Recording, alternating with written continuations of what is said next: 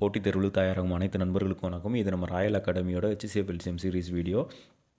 இதில் பாருங்கள், நம்ம முக்கியமாக எதுக்காக இந்த வீடியோஸ் பண்ணிக்கிட்டு இருக்கோம் அப்படின்னாக்க, ஒரு சம்மை பார்த்த உடனே ஆன்சர் கண்டுபிடிச்சிட்டு அதை நம்ம டிக் அடிச்சுட்டு போயிட்டே இருக்கணும்.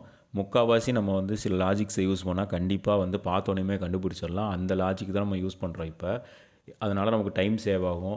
பரீட்சையோட பிற பகுதிகளுக்கு அந்த டைம் நம்ம யூஸ் பண்ணலாம். ஓகேங்களா? ஸோ இந்த சம்மிலேருந்தே நம்ம அந்த லாஜிக் என்ன அப்படின்றத பார்க்கலாம். இப்போ அவங்க என்ன சொல்லியிருக்காங்கன்னா, அந்த சம்மில் 2 எண்களின் மீப்போவா 11, அதாவது HCF மீப்போவானாக்க HCF 11, அதே நேரத்தில் எல்சிஎம் 7700. ஓகேங்களா?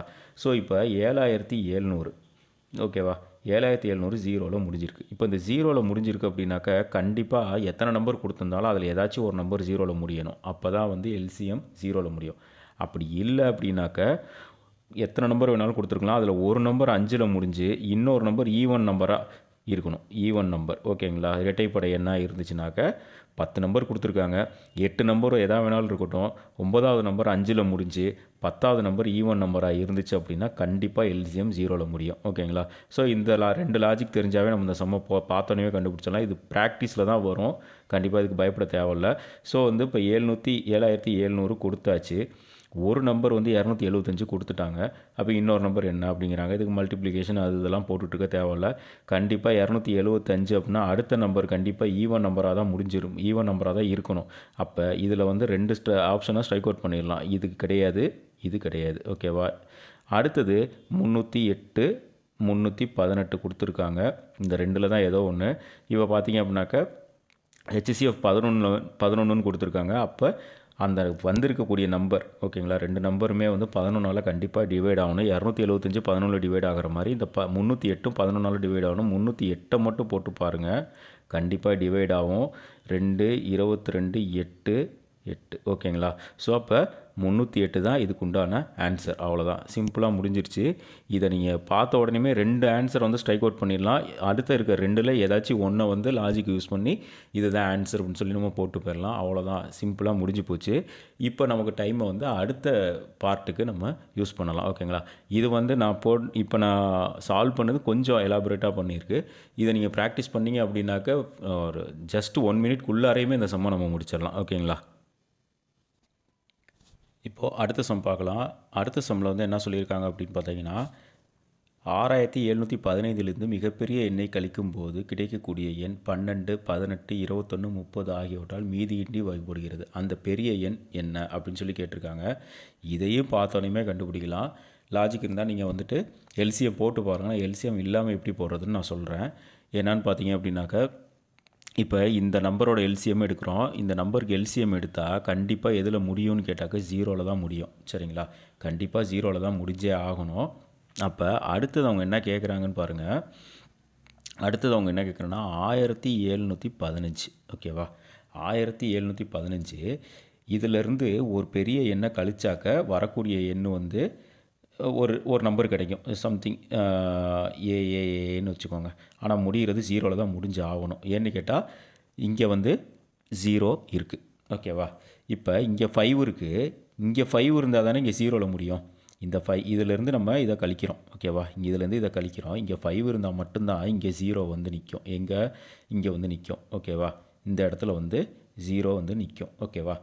ஸோ 5, இங்கேயும் 5 இருந்தே ஆகணும். இப்போ ஆப்ஷனில் எங்கே 5 இருக்குதுன்னு பாருங்கள். இதுதான்.